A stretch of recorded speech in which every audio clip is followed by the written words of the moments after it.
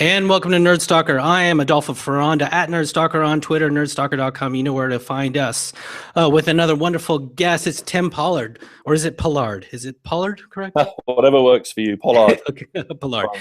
So he's the author of The Compelling Communicator, Mastering the Art and Science of Exceptional Presentation Design. He's the founder and CEO of Iridium, a communications firm helping organizations from Fortune 500 companies to law offices hone their presentation and messaging skills. In his decades-long marketing career, Tim has held key positions with Barclays Bank, Corporate Executive Board, and Peacemaker Ministries, a nonprofit specializing in conflict resolution. Originally from the UK, Tim lives in Montana with his wife and 4 children. Welcome to the show, Tim. Adolfo, thank you very much. Pleasure to be here. So first of all, this is it, people. It's called the Compelling Communicator. That's about where I'm at the 50% mark here, to be honest. And Tim, I can't put this thing down. It's incredible. To be honest, Thank you. Initially, I thought this book was a book just about sort of giving a presentation and how to give presentations. And you touch upon all the sort of stereotypes of what that entails in terms of how to give presentations better in other types of books and videos and things like that. And that's kind of what I honestly thought I'd be walking into. And it's so much more. Mm-hmm. Can you expand a bit? Give us an overview of the book and who you are. Yeah. It's very interesting. If you back right up, for almost everybody, there's a real gap between the importance of their communication and the quality of their communication. And we need to communicate effectively in all kinds of settings, in a leadership setting, in a sales setting, fundraising, working, seeking finance, whatever it is. There's a real gap between usually the quality of the message that we have and the way that that message is coming across to our audiences. And when communication goes wrong, which it does most of the time, good research shows you that about 75% of most communication presentation material is viewed as mediocre or worse by the audience. We've always thought, and we've been told, that the solution is, try and have better eye contact and body language. And it's nonsense. I mean, these things have nothing to do with what really matters. The reason I think you find the book different is the reason all of our clients find our work different is the fundamental issue in communication is not what we think it is. The fundamental issue in communication is that your brain and mine is wired in very particular ways in regards how it wants and needs to consume information. And that, as you can see, is the point of the book and really the graphic on the cover. Right. Before we get into the brain part, Tim, because that is juicy stuff I want to get to in a bit deeper. Can you first talk about the $20 and $200 presentation? That's what I call it anyways. Yeah. Okay. So there was a guy. True story. He gave a keynote at a conference. It's a hilarious story, and he stands up to deliver his keynote. It was a financial services conference, about 500 people there, and he stands up, comes up to the podium, kind of just gets himself organized, and he puts up his title slide and a few bullets, and there's a typo in his title. I mean, it's just this heinously bad typo in his like foot-high red letters. Yeah. And you can imagine this is just this horribly embarrassing moment, right? Yeah. So, and you look at this, you think this is almost irretrievable, that he is completely screwed. Now, what is he going to do? Right. And in fact, it's so bad, somebody calls him out on it. Somebody literally raises their hand and said, I mean, this is how much you respect us. There's a typo in your title slide. So the room is sort of a bit stunned and a bit embarrassed. And then what happens next is absolutely amazing. Actually, I have my wallet in my pocket, so I'll do it. What he did is he takes $20 out of his pocket and he comes down off the stage and he walks out and he gives it to the guy who called him out. And so now the room is just completely, stunned. They don't know what's going on. And Huge impact. I didn't know you were going to ask. It did. Now, I didn't know you were going to ask this, but roughly what he then does is, I don't know if I didn't know you're going to talk about this, but you can pretend your 2 singles are 200. No, it's okay.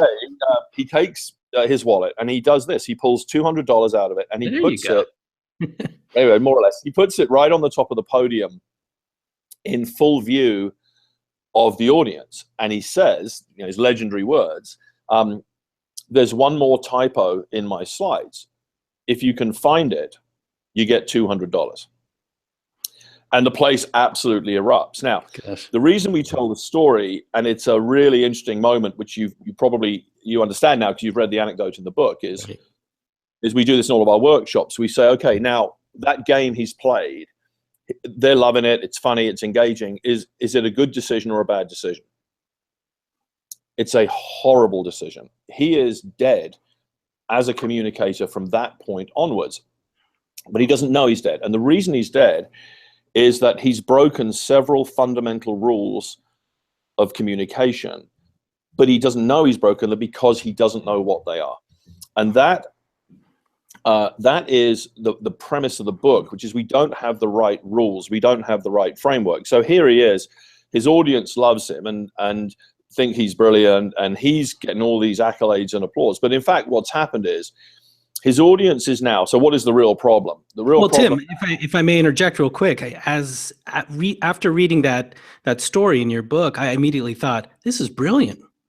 Before, I'm like, this made an impact. I'm never going to forget this too. Obviously, I'm asking it to you right now. So I'm an audience member going, I will never forget this story, or this moment. Yeah. Now, this is so profound. So you'll never forget that story. Absolutely. But if you think about his effectiveness as a communicator, from this moment onwards, all his audience is doing is scanning his slides, looking for that second typo.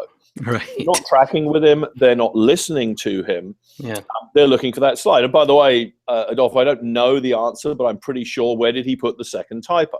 Almost certainly on the last slide. Yeah. So what he's done is he's taken a game that appeared funny and interesting, and he has, through that game, completely destroyed his effectiveness. And you know how I know that? The guy who told me the story over a year after it had happened. So what he did was certainly memorable. Yeah. But I then asked him, his friend of mine was called Mark. I said, Mark, what was the guy's subject? What were his ideas? What was he talking about? And he said, I've got absolutely no idea. Right.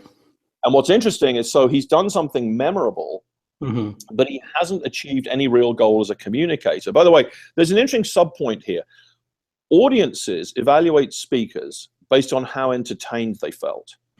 Huge point. They don't evaluate speakers based on what they learned. So if you have a very animated, fun guy telling a lot of jokes and bringing the crowd to life, then he will always be regarded as popular. But he has not accomplished what he needed to accomplish as a communicator. The ultimate goal of all communication is the transmission of ideas between two human brains. And this guy failed completely, but he didn't realize he'd failed because he doesn't even know what the rules are. But he did gamify the whole thing. I mean, that's totally. big here in the Valley. Is a big thing is to gamify, right? Everything. Yeah. But that's all he did, right? Yeah, you would want your game or illustration or exercise to teach a point, and then what it's doing is reinforcing the thing you're actually trying to accomplish. So you'll have read in the book that the number one thing we teach at one level, you could take 300 pages of this book and reduce it to 6 words. That the goal of all communication, you're always trying to do one thing ultimately, which is powerfully land a small number a big idea. Yeah. Because and I hope we'll Tim, can you tell us, what does that mean exactly? Okay, that is brilliant. So the human brain operates at the level of ideas. It doesn't primarily operate at the level of fact and data. In other words, I'll give you a great example. If you went to any presentation, or even a couple of hours later after this podcast, I think you said earlier you're married with a baby. So imagine this evening you go home and your wife says, hey, what was that guy talking about? You're not going to give a discourse of this 30 minutes. You're going to say, oh, it's kind of interesting. It was this, and it was this, and it was this. Your brain and mind is reductionist. It takes information and it boils it to the level of ideas. Right. The best example from history, the best example is from the O.J. Simpson trial. So you remember the O.J. Simpson trial, 7 months, I mean, for heaven's sake, 7 months of mind-numbing prosecution testimony. And history clearly reveals that 7 months was dismantled by one phrase, one idea, right, of 8 words. And I bet you know the idea, right? I love it, yeah. The glove if the glove don't fit, you must acquit. Now, I had a workshop yesterday with 35 people, and unprompted, even just the mention of the existence of that idea, they're all able to name it. But the verdict was handed down in early 95. That's 22 years ago. What I'm trying to say is ideas are sticky. We could play games all day on this, help, I've fallen and I can't get up. Ideas stick in the brain. So you want to be memorable. You want to be sticky. The $200 PowerPoint guy was memorable, right? But he didn't powerfully land a big idea. He powerfully landed a stupid game. What was remembered was the game, not his content. What you want to do as a communicator is understanding that the brain traffics in and operates at the level of ideas. You want to architect messaging to be fundamentally about ideas. If I'm in a sales call, I want the guy I've met with to leave, and then 2 or 3 days later, if asked by his boss or his management team, what was those guys talking about, to say, oh, interesting, it was this, and it was this, and it was this. But if you go and look at literally 99.9% of business presentations and PowerPoints, they operate at the level of fact and data. 60 slides, 5 bullets of slides, charts, graphs, tables. Yeah. Are facts and data important? Yes, in as much as they need to prove an idea. But the brain operates at the level of the idea. So imagine I present you with an idea, which might be, our solution is easy to implement. And then you as the customer would say, okay, interesting idea, that's an assertion, can you prove it? I might show you some case studies, a little bit of data, maybe our process for how we work. And your brain says, okay, I believe it. I think I see Tim's telling the truth. Your brain then goes away, and what I want to happen is the idea to stick. Our solution is easy to implement. So what you have to do is organize and architect around ideas, support them with the best data you have, not the most data you can. That's really important. Yes. Sometimes one great case study or one critical piece of data is easily enough to support the idea, but then let your communication be about ideas. And if you look throughout history, all great communication in any setting is about ideas. That's the traffic of the brain. And yet we've divorced ourselves from that, and we've defaulted to fact and data and stats, largely, if you're interested, because we're Western rationalists. Our organizations teach us that, you need fact, data, business cases, profit and loss, ROI, risk analysis. We've reduced everything to sort of the left brainness of fact and data, as though do you still see that happening in enterprise and companies? Oh, yeah. I don't have one in front of me, but I could show you a 160 slide PowerPoint deck. You'll love this story. 160 slide PowerPoint deck with extraordinary technical detail designed by engineers. Yeah. And it has been replaced by, okay, no kidding, a picture of a squirrel. Yeah, I could see that. And the reason is, now there's a little bit more than that. There's the picture of a squirrel and then maybe a 2 or 3 page document. And now that old version, 160 slide deck, is selling a solution that is, so give it to you in 10 seconds. It's really interesting. When your power goes out, something has hit a power line and there's a fuse on the top of the power pole, right? And the fuse blows. Right. And then that's out for a couple of hours and they come and fix the fuse. What most people don't know is 75% of those faults are temporary. So the fuse didn't need to blow. And the joke is, it's often a squirrel that touches 2 lines. The squirrel gets fried, falls off the line, and then the line's fine. But the fuse is already blown. And so this solution is brilliant. It's one of our clients. What it does is it just checks the line for 10 seconds to see if the fault's cleared. And if the fault's cleared, it doesn't blow. If the fault's cleared, it does blow. And that 160 slide deck gets into the mechanics of that. But the basic story is, you have a squirrel, and every time a squirrel touches 2 lines and blows a fuse, you've got unhappy customers for 3 or 4 hours, and it costs you $500 to roll a truck to fix it. That whole story is told through the lens of a picture of a squirrel, the big idea, 70% of faults are temporary, and then the second big idea is this product, which is called a trip saver, can essentially check the line before deciding to blow. It's essentially an intelligent fuse. Right.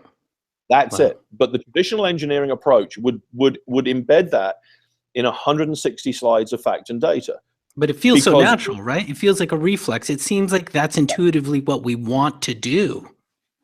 it's what we've been taught. Yeah, we've been taught that, be thorough, be complete. Mhm. The really interesting exercise we do in our classes is we ask, why do we do this? And why do we pack everything in? It's like, I want to cover my butt.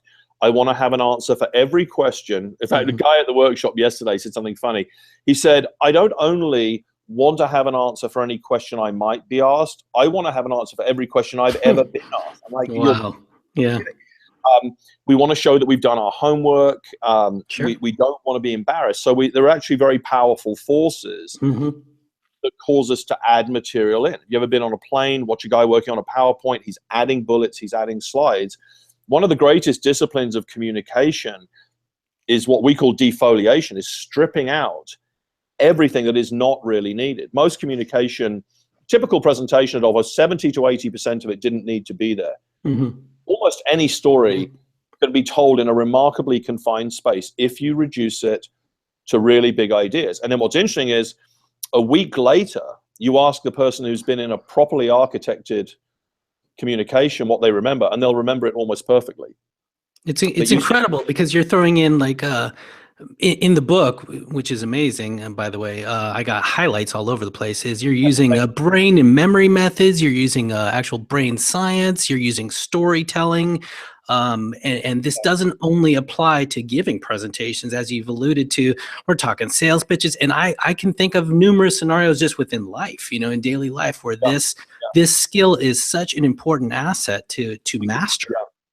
So there's two interesting things you're saying there. Yes, the book is in a primary way about neuroscience. It's about communication will be effective when we understand and align with the way the brain is wired to consume information. And so we keep coming back in the book to what is the neuroscience of this. So 2-minute or 1-minute example, you meet a guy at a party and you're introduced and you walk away and you immediately forget their name. Now, you're a smart guy. I bet you can, I don't know, you've lived in San Francisco, you live in Marin County. I bet you could navigate a major city from memory alone. That means your brain has stored almost a 3-dimensional map of a city like San Francisco. But you can't remember Bob's name. Why? The reason is the brain can't store information if it can't find context for it. Think of information as a hook and the brain like the loop of Velcro. And if you don't have context for information, it can't stick. That's an unbelievably important piece of brain science to understand, because it's critical. Yeah. So whenever you just present bullets with no context, 5 reasons you should buy my solution, 7 big priorities for our year, they're guaranteed not to stick because the brain doesn't store information that way. So the whole book, as you've just discerned, is about how does the brain work and how must communication therefore work to align with that. And if you follow what we teach, you see, honestly, breathtaking, transformative results, which is your second. I can only imagine. Yeah. And that's your second point, is it applies everywhere. You may not have got to it yet. There is a story later in the book. I won't say who it is, but one of our larger clients was a group of senior executives took the class, and their boss, a wonderful woman, is the head of engineering services for this company. And she wrote me, and the actual email is in the book. She wrote me that after the class, she'd sat down with a couple of the guys who'd been in the workshop and said, what did you think? And the guy started crying. Wow. And I'm like, ooh, this isn't going to end well. That's not what we want. And he said, based on what I learned yesterday evening, I had the first and most meaningful interaction I've had with my teenage daughter. I did read this. Okay. Yeah, and I love that. We get emails like that surprisingly frequently. And now, why is that true? Because the brain of a teenage daughter, at a fundamental biological level, is the same as the brain of a buyer at Walmart or a government procurement officer or your boss who you want to get to back a project. That any human being, there are interesting cultural distinctions between how we view information, but any human being, because of in an information overloaded society, will go back to my first point, will reduce information to a small number of ideas. You and I could talk for a day. You would still leave saying, oh, it's interesting. It's this, this, this, and this. Right. And so when you get this, it applies in all kinds of interesting places. We see nonprofits, amazing improvements in their work recruiting donors. We've one of our guys on our team got his girlfriend's reluctant family to get them to agree to let him marry her. Wow. And what was the big idea? Do you want to know what the big idea was? The big idea was, I'm not the guy I used to be. Their resistance was based on having seen him in the past. And he simply sat down with them and he said, I want to just communicate one big idea. I'm not the guy I used to be. And he supports that with fact and data. And that's what they needed to believe. Wow. So it does apply in all kinds of interesting realms. By the way, as a parent, you will find this helpful when you're dealing with your kids as they grow up. I already had it. As a father of a 10-year-old daughter, that very story itself, it directly resonated with me, and I was like, wow. But Tim, I want to get to this idea of the two competing thoughts method. What is that? What do you mean there? Sorry. The two competing thoughts method you mentioned in the book. Oh, are you talking about antithesis? The idea of antithesis? Yes, I believe so. Yeah. This kind of interesting. One of the things we explore in great detail in the book is how do you make information really sticky, and what there's a kind of high level thought for you is information that's processed in the left brain doesn't tend to be very sticky. It doesn't stick. It's not memorable. It doesn't tie to decisions. That's typically fact, data, math, and numbers, which is interesting, of course, because that's often the way we try and get people to make decisions, right? Right. In general, information that's more memorable, that's more sticky, is processed in the right brain. Stories, visuals, metaphors, artifacts, tactile things. If you give me this to touch, the kinesthetic centers, I'm very connected to this at this point. So what we try and teach people to do is create the right blend of left and right brain engagement. Now, interesting and really odd fact, within this kind of basket of things you can do to light up the right brain of a human being, be very sticky. One of the stickiest is the idea of antithesis, or two competing thoughts, or two contrasting ideas. Just give you a couple of examples off the top of your head. If you think about the movie, The Shawshank Redemption, there's a thought in it: get busy living, get busy or dying. get busy dying. Now, it's interesting. You could finish that thought. Now, I don't know when you last watched the movie, probably many years ago. Yes, maybe many years ago. Now, again, think about this for a second. You watched that movie many years ago. That line only appears twice. It's not like the whole movie, but it's stuck. Ask not what your country can do for you, but what you can do for your country, right? That's stuck. Why? It's antithetical. Now, if you want me to really geek out, let me geek out for 1 minute and you'll love it. Right. Shakespeare, I love. Most people would rather, I won't say something inappropriate. I almost fell asleep as soon as you've said shake. Yeah. Now, but the thing about Shakespeare's interesting is within this great body of work, there's a certain number of speeches that have survived. I think I'm the only person who's done this. I went back retroactively and I looked at the top 10 most known and memorable speeches from Shakespeare. Guess what they all have in common? They're deeply antithetical. Now, I won't bore you. Let's just pick 3 or 4 at random. To be or not to be. That is the question. Now, that isn't just one. There's 4 antitheses in that speech. Whether it is noble in the mind to suffer the slings and arrows of outrageous fortune, or take arms against the sea of troubles and by opposing end them. Friends, Romans, countrymen, lend me your ears. I come to bury Caesar, not to praise him. The evil that men do lives after them. The good is often buried with their bones. And I could go on and on and on. Now is the winter of our discontent. Made glorious summer by the son of York. I won't bore you with it, but what's interesting is if you go back, what you find is the stickiest ideas in human history tend to be antithetical. Your brain loves wrestling with competing thoughts and ideas. Do you know how this has shown up in modern culture? Have you ever bought, or do you know people who've bought exercise equipment or P90X or Sure. Yeah, sure. Now, why? Obviously, late night TV and bottles of red wine have something to do with that. Yeah. But one of the reasons is you always see the before and after picture. So here's kind of the overweight, schlubby Tim, and here's the super ripped Tim. What are they tapping into? They're tapping into the contrast idea, which is very sticky and very appealing to the brain. So final thoughts on this. Guess where a contrast is evaluated by the brain? Right here. Guess where you make decisions? 2 synapses away.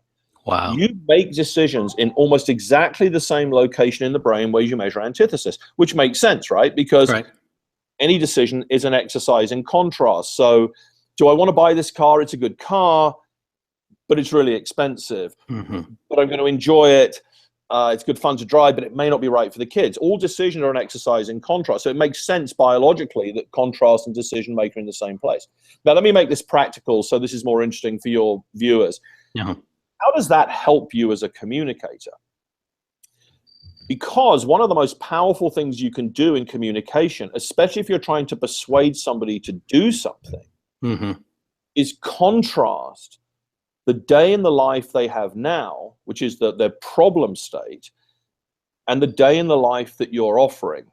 Let me imagine, just hypothetically, that you had a bad marriage, and I am promoting a marriage seminar or a marriage book. What I might say is, you know, Adolfo, imagine that bad day where you get up, you're immediately in a little bit of a niggly argument. It doesn't go well. You don't kiss your wife as you go to work. Now, what I'm doing is I'm painting what we call ODIL, the old day in the life, through the lens of a story. And you see yourself in the story. Right. And then I say, but imagine this. Imagine you wake up and the first thing you do when you see your wife is smile, and she smiles. And you kiss her before you get up, and you have a great chat before you go to work, and you leave smiling, and you text each other during the day, and you're looking forward to seeing her at the end of the day. What I just did, you see what I just did? I set up an antithetical contrast between life as it is and life as it could be, the problem you have and the solution, the ODIL and ENDIL. We call old day in the life, new day in the life. What I'm doing, I want to make this very practical. What I'm doing is using the power of antithesis to drive decision-making by painting a picture of a different future. This is absolutely foundational to sales messaging. If I was trying to sell you a lighting solution, that case is well developed in the book. What I want to do is talk about the problems of lighting when you get it wrong in a hospital, unproductive nurses, people breaking legs in stairwells, maybe some clinical outcomes if a doctor can't see a patient's skin clearly enough, versus the similar story with light having been transformed. And so by presenting the old and the new, the brain attaches to its desire for the new in just the same way it does when you buy diet and exercise equipment. So what really you're seeing here is that it's not just about neuroscience, it's about how do you apply neuroscience to communications. Absolutely. And I'm really glad you picked that up, because that's kind of the deep end of the pool. But this idea of antithesis or competing ideas is unbelievably powerful. And like I said, you know, my favorite guy in history, as you know, is Winston Churchill. Goes up everywhere. The most famous quote from Churchill: never in the field of human conflict was so much owed by so many to so few. That's a triple antithesis. It's wow. It's great. It's not that hard to do. We talk about how to do it in the book, and you can leverage this. You're creating incredible brain stick. Look at how quickly and easily you remembered those phrases, like "get busy living" or "get busy dying" from a movie or maybe a decade ago, and it's only twice in the whole movie. Funny. Well, Tim, you make a wonderful point. Let's get to the creation process, right? So you mentioned creativity in the book also.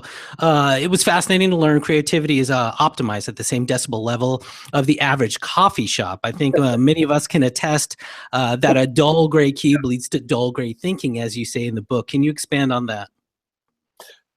Yes, it's very interesting. When we think about this in a business setting. When you're in a business setting building a presentation, what you're going to typically often do is whatever computer or laptop you're using, you kind of open it up and you open up PowerPoint and you start adding titles and adding bullets. I mean, that's a horrible thing to do. PowerPoint isn't asking you any of the questions that are required in the creative process. There's nothing wrong with PowerPoint, by the way, as a delivery tool for visuals, but that's really all it is. Just a tool. And we all succumb to the allure of tools. We do. But the problem is we use it as a tool for design, but it's a tool for delivery. A design tool has to ask you certain questions. Who is my audience? What do they know? What do they believe? What do they care about? What do they need to know? What do they need to believe in order to take the action I want them to take? And so the first thing, if I back up and say that the process of design is not the process of build. So Tim, if you can highlight too, because this is a really important point that for me to even understand as well, was design versus delivery. Can you touch on that as well? Yes. So most people, when they think about communication, they think about how well they communicate or present. They almost immediately default to the quality of their delivery. You know, am I nervous? Do I have good eye contact and body language and so on and so forth? We probably don't have time to go into it, but you can have the most polished, sparkling delivery in the world. But if you have a single major brain violation in your design, you'll be totally ineffective. You may remember the prologue in the book describes the CEO, true story again, literally world-class, sparkling delivery. But his topic was these 10 things we've got to get right this year. And going back to what I said earlier about not remembering a guy's name when you're introduced to him because there's no context, he presented 10 independent ideas. We've got to do this, we've got to do this. There's no narrative within them. And what happened was I grabbed a guy after the session. I mean, people were gooey-eyed over this guy. I mean, literally, like, this is the most amazing communicator I've ever seen. And at the end, I simply grabbed a guy in the audience and I said, and I'd spoken earlier in the day, so he was happy to talk to me. And I said, you know, Adolfo, tell me, great guy, right? What do you remember from this presentation? I mean, 2 minutes later, he remembered 2 things. Yeah. 20% retention rate. His CEO saying, these are the most important things we've got to do this year. And within 2 minutes, he had 20% retention, 80% lost information, which is very typical. Yeah. Guilty as charged. Now, what happened there? What happened there is you see that it isn't about delivery that you've got to get right. You've got to get design and architecture right, which is all about creating an argument that maps to the way the brain works. Now, delivery, you want it to be solid, but it doesn't need to be spectacular. The greatest communicators I've seen, some of the greatest, have really average delivery, but the quality of the architecture and construction of their ideas was so good. So take that back to PowerPoint. There's nothing wrong with PowerPoint. It is a tool for delivering visuals, but that's all it is. The guy that designed PowerPoint has written extensively on this. He said our task was to replace overhead projectors. It's a delivery tool. It doesn't ask you the design questions you need to ask. If you don't back up to the design question, say, okay, what are my big ideas? That's probably the most important question. Actually, probably the most important question is, what do I want my audience to do? The second most important question is, what do they need to believe in order to do that? And the answer to that question is where your big ideas come from. A big idea in any communication is the thing you need your audience to believe in order to take the action you want them to take. And PowerPoint doesn't ask you those questions. So what you need to do is have a process, and the book gives it to you. And as you know, actually, from having the book, you have access to our software tool, which is the only message architecture tool in existence. It's not PowerPoint, it doesn't compete with PowerPoint. It's a tool that walks you through the architectural questions of defining your big ideas and how you're going to support them. Now, to the very first part of your question, there is creativity embedded in that process. And it is generally true that there are certain things you can do to your brain or with your brain to increase its creativity quotient. For example, you're right, the decibel level of a coffee shop, I can't remember what it is, 70 decibels, something like that, is actually proven to optimize creativity. You work better in that kind of buzzy Italian restaurant environment than in a library. The other thing also, you'll find this very interesting, is visual clues and visual variety. Do you know where I find myself most creative when I really need to be creative? It'd be in a zoo. I like the visual system of a zoo or an art gallery. Yeah. In fact, my favorite writer by far, if you don't like my book, read a book called The Art of Travel by Alain de Botton. He's a British, actually of Swiss descent. He's a British philosopher. We'll add that to the show notes, everyone. Okay. He's great, and his book talks this book called The Art of Travel talks about why we travel, and he says one of the things about travel is it optimizes creativity. And he says, if you imagine being on a train And all of these new, especially if you're in another country, all of these interesting sites, and why is that church that shape? Why is that roof that color? Why is the pitch of that roof that shape? And what he says is it triggers or stimulates new synaptic connections in the brain. He uses a line I quote in the book, which I adore. He said, you may not have got to this, I don't know, journeys are the midwives of thought. Yeah. Oh, that's an amazing. That was very interesting when I read that. Yeah, that resonated. That stuck.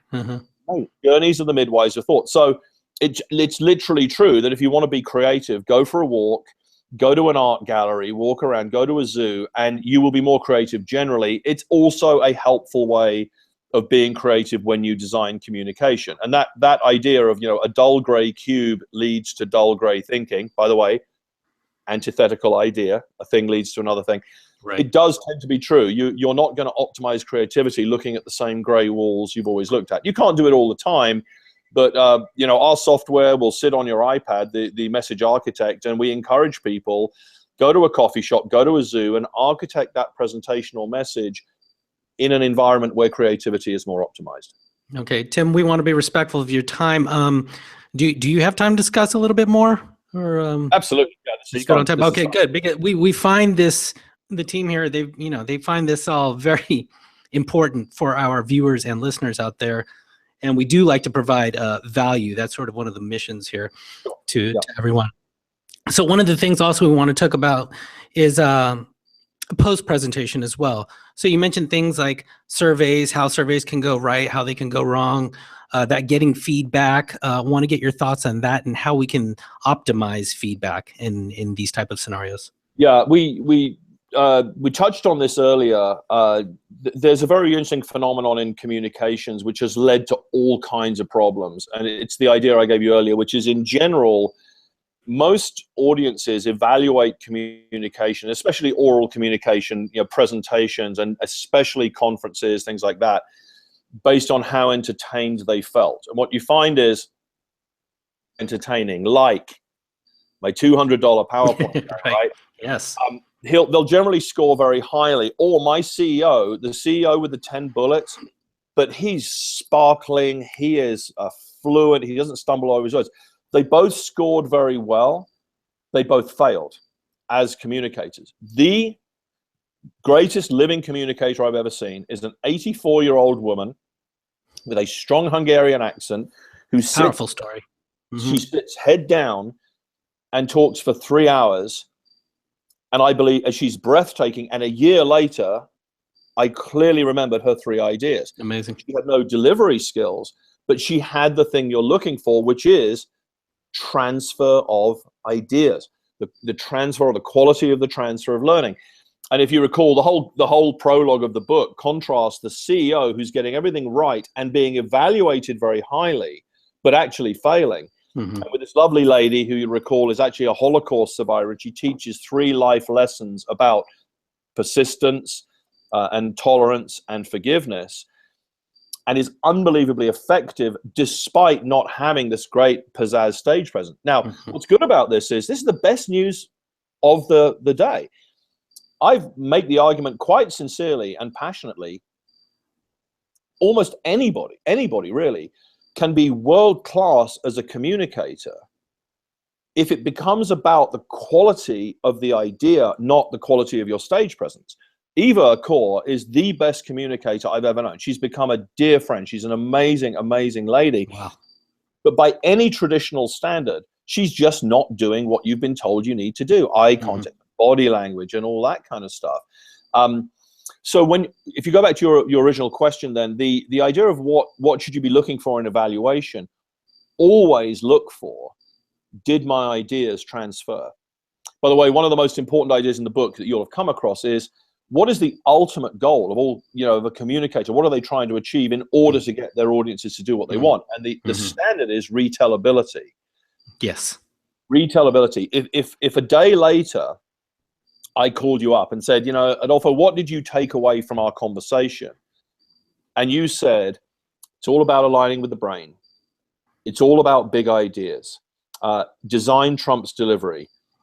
Creativity is important in the process, and PowerPoint does not spoil. I'm going to be like, that's fantastic. The big ideas I wanted to transfer actually transferred. A really great tip for individually, and this is not actually in the book. If I've ever given a presentation or a talk or a sermon or whatever it is, and somebody says, "Oh, Tim, that was great," I always unfailingly say, "Thank you. What was your big takeaway? What did you take out of it?" And then I learn if there was actually a transfer of ideas. And what you'll actually find, go back to my CEO, people will go up to him after and go, "That was amazing." Yeah. And if he says, "That was great, what did you take out of it?" and they can't get anything out of it, he would begin to learn that the problem he's having is he's got a triumph of style over substance. So if you want to improve as a communicator by making use of audience or feedback, always go for, did learning happen? Incredible. I know we had a in great the book story. you do mention 20% is remembered, and within a few hours, 2 to 3% within a month. Yeah. And then presentation retellability. So important. It's incredible. When I saw that, there's this whole drop off. Yeah. Yes. Now, what's interesting, of course, is that's typical, but it's not inevitable. So I'll tell you a great story. We had a client, I'm actually interviewing them at their own sales conference. I'm interviewing this individual at their own sales conference in Chicago on Monday. Yeah. He told a story that he had met with a group. So yes, typical presentation communication, about 15 to 20% is retained within a couple of hours, often only 3 or 4% within a few days. Now, by the way, why is this so important? When you make presentations, you're looking for a decision. The decision is usually made later, certainly in a sales setting. If I present to an individual, let's say I want them to buy a consulting project from us, they don't make that decision in the room. When do they make it? They discuss it a week later. Well, I've got a big problem if a week later when they discuss it, they're only able to retain 2% of what I said. That's why retellability is so important. In fact, one of our clients uses a great phrase. They say our most important sales meetings happen when we're not in the room. The goal, if you want to have communication be effective, you have to structure it in a way that's retellable. Guess what that is? Small number of big ideas. So this guy, he told me a story. He'd met with a major client, morning meeting, quick 30-minute meeting at about 9 o'clock in the morning. Then he stuck around. He had other things to do with that client during the day. He ended up late in the day, about 4 o'clock, in sort of the coffee shop area by this client's office. And he ran into a woman who he had met he presented to at the meeting in the morning. And these guys have moved away from their old PowerPoint model. They've embraced our model. And he kind of wanted to test it. And so he said to this woman, do you mind me asking, Marie, you heard me present this morning. Do you remember what we talked about? And she named the 4 ideas. Wow. Perfect. Wow. And we're going to tell that story at the sales conference. She didn't necessarily get them in the right sequence. That wasn't particularly important in that case. That's wonderful. She named the 4 ideas. Amazing. How often do you leave a presentation and you can't remember anything within minutes? Right. Yeah. If you structure your argument correctly, there's no reason why your audience should not retain the big ideas for days, if not weeks. And then your message begins to stick and begins to transfer. When we work with clients, it is very common. You'd be amazed. It's common for sales conversion rates to double or even triple. I mean, it's ridiculous. I mean, we have routinely see clients doubling or tripling their sales conversion rates, their sales performance. And that's crazy. I mean, companies spend millions of dollars to get a 1% improvement. One of our clients went from 15% to 90%. Do you know who that was? The 160 PowerPoint deck and the squirrel. When you communicate effectively, you get an incredible improvement in effectiveness. It's really transformative. Now, why does that happen? Because their story becomes more retellable. No human being alive can retell a 160 slide PowerPoint deck, but they can retell a story of a small number of big ideas anchored in a big problem they're trying to solve. And that's why so many of our clients, they have us help them with their sales messaging. They get a very immediate, very measurable and visible economic return from that. That's wonderful. Tim, can we talk about, and it's kind of a huge topic, but so hopefully you can describe this well without the visual. What is the initial presentation profile and why do we need it? Yeah, great question. Whenever you're designing a piece of communication, it's very tempting to just start like, hey, this is what I want to say. That's a horrible way to start. We use a little metaphor, you've got to do sort of the dull preparation work. It's what we call sand before you paint. So, it's not very exciting to sand down the walls, but you need to. There are 7 or 8 questions in the profile. The profile is in the book and it's also on the software tool. 2 or 3 interesting ones. I mean, it's real obvious stuff at times. The first thing, or a couple of the ones you want to care about, how long do you have? And how interactive will it be? If you've got a 30-minute meeting that's going to be interactive, you've got to develop content that fits within that space. I mean, how obvious is that? But nobody does it. I saw a meeting recently. I kid you not, for a lunch and learn, the guy had 30 slides in his deck. Now, this is a 15 minutes of a sandwich and then a 15-minute discussion. So he's going to try and burn through 30 slides in 15 minutes, 30 seconds a slide. Oh my God. A second one that's incredibly, I'll give you 3 that are really helpful. The second one that's really helpful is what is the audience's level of familiarity with the technical content of your terrain? Because almost every speaker, every communicator misunderstands between the knowledge gap between them and their audience. So, for example, we were working with a real estate company, just helping them build a better messaging to recruit residential real estate customers. And in their deck was a slide, and the slide was talking about their brokers, and the brokers are members of NAR and GAR and FAR. And I'm like, you pirates? What are you talking about? And they said, well, this is the, VAR is, the Virginia Association of Realtors, and NAR is the National Association of Realtors. And I'm like, don't know that. Wow. And the moment you introduce terminology that you understand and your audience doesn't, you create fractures. Every communicator does this. And the reason is, by the way, back to the brain, you have lived so long in the world you live in that it's very difficult for you to recreate the brain of somebody that doesn't live in that world. Right. Very easy. And so what you have to do is be very careful in your initial design phase to understand how technical can I be here? And by technical, we're not talking about deep technical. There's some research that shows about 2/3 of average patients in healthcare don't know what their doctor means when the doctor says you need to hydrate. Like, what do I go swimming? Take more showers? And yet a doctor, it's just so obvious to them. The other one, the third one that's really important to think about is what we call headwind and tailwind. You have to go into any communication understanding, is the audience generally favorable of what you're asking them to do or generally opposed to it? Because you make the argument differently. If you imagine you're my boss and I'm presenting a project I want to do for which I want a lot of funding, right. I need to know ahead of time, think ahead of time. If we've done projects in the past that didn't go well, you are probably of the view that you guys don't know how to manage this project. So now that, by the way, is another source of big ideas. So I know that one of my big ideas has to be, Adolfo, we are perfectly capable of pulling this project off. And I need to build a very robust case because I'm fighting a headwind, not a tailwind. The general rule of communication is you have to make a more robust argument if you're pushing against a headwind than if you're being pushed along by a tailwind. So those are just 3 examples. There are several really important questions you have to ask that have tremendous importance downstream in when you start constructing the argument itself. If you don't think about them, you will always run into problems later. There was a real simple one that was really important to me, was where in the stage are we in this conversation or this, this communication? Yeah, there's yes. If you think about let's take an example from, say, sales. Sales will often have multiple stages between the first conversation and the actual sale.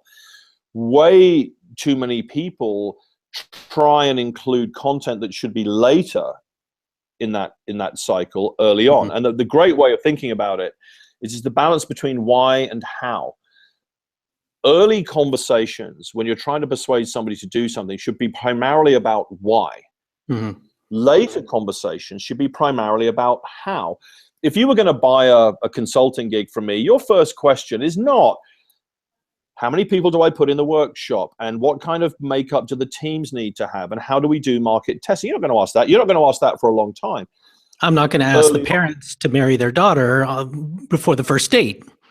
That's exactly right. A good way of thinking about the flow of communication over time is why before how. There's a great phrase here, actually, came from one of our clients. They said, our big problem is we're selling the car using the owner's manual. That's a brilliant thought, right? Hey, this is how the cigarette lighter plugs in, and this is how to change a tire. And you're like, I don't know if I want to buy this car yet. And in fact, a lot of unnecessary detail in most communication is it's too detailed on the how. It hasn't focused on the why. That's why most sales communications can be grossly simplified. You'll get to that stuff later. The first conversations I have with clients are about, you have a great solution. Your messaging is falling woefully short. If you could fix that, you would see a transformation in your sales results. This is what you're doing now, and here's an example of what getting it right would look like. That's why you should work with us. How it works would come way later. I'm seeing on my desk, if I can do this. Okay, there's a good example.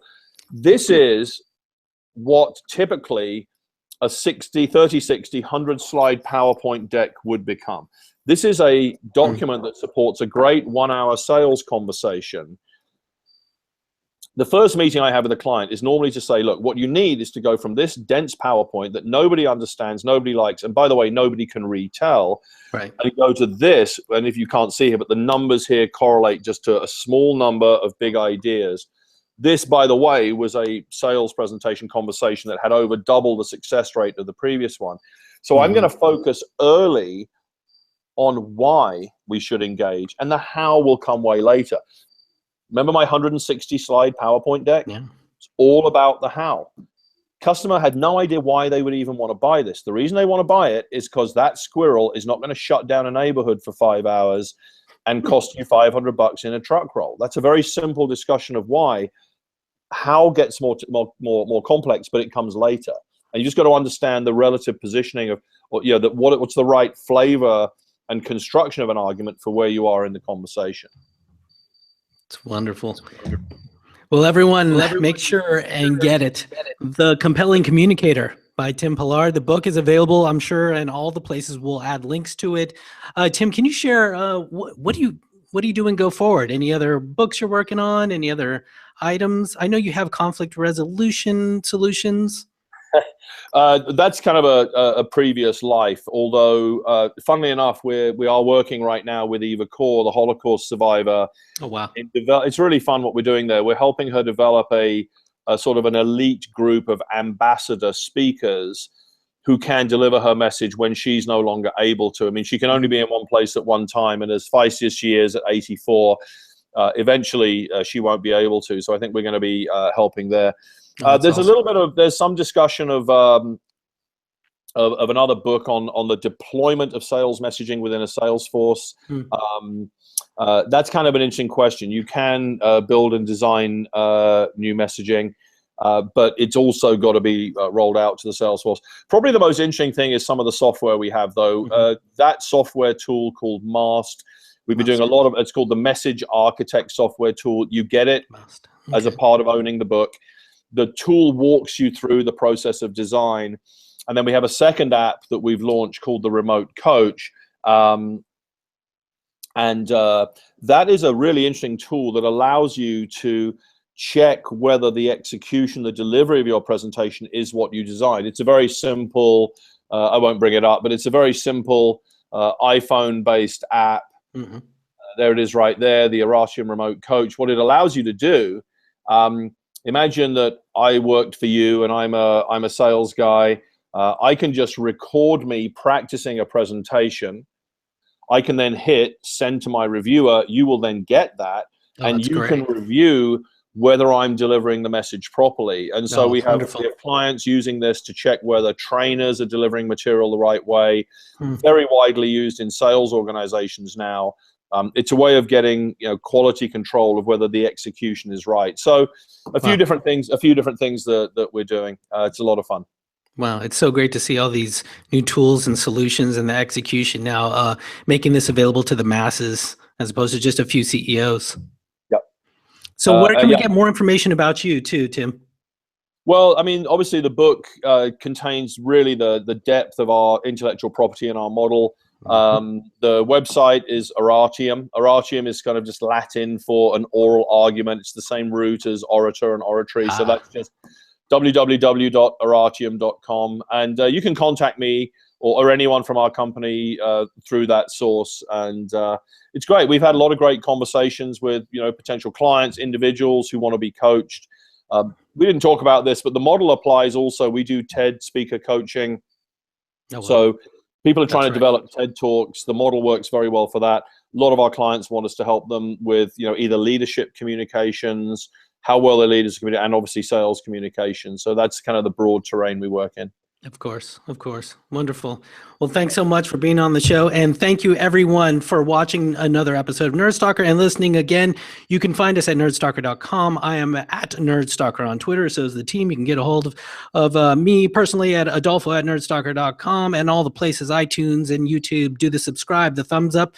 And thank you again. And we look forward to providing you value next time. Thanks you, Tim. Thank you very much. It was fun.